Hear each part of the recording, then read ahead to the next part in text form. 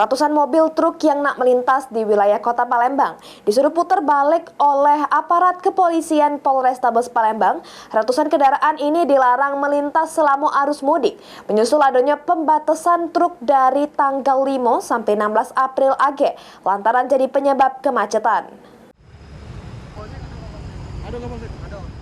Aparat kepolisian dari Polrestabes Palembang mencegat ratusan mobil truk yang nak melintas dan masuk ke wilayah Kota Palembang di Jalan Alang-Alang Lebar, tepatnya berada di perbatasan Kota Palembang dan Banyuasin pada Sabtu awan. Ratusan mobil yang mayoritas berasal dari luar Pulau Sumatera tersebut dilarang melintas dan dipaksa untuk putar balik oleh petugas.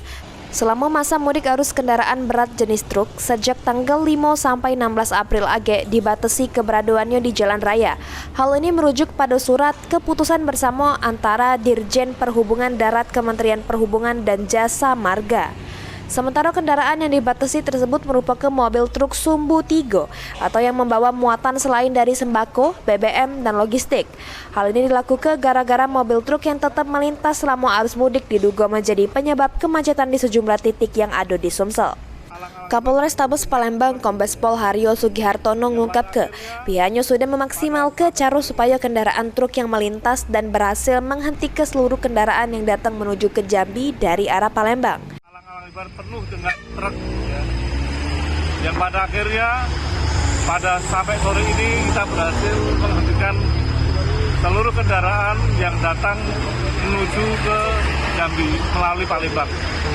Oleh karena itu ada 4 titik yang menjadikan pusat penempatan kendaraan tersebut. Yang pertama di Terminal Kertajaya di Kecamatan Kertapati, yang kedua Jembatan Timbang di Kertapati.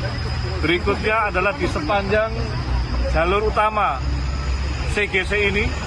Kemudian yang keempat di Terminal Alang-Alang Lebar ini. Inilah tempat kantong-kantong penempatan sementara kendaraan yang telah berhasil lolos dari provinsi yang lain ataupun kabupaten yang lain masuk ke Palembang untuk menuju ke Jambi.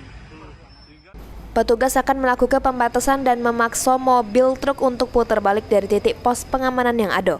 Diharapkan para pengguna jasa dan sopir truk pacak mematuhi aturan tersebut.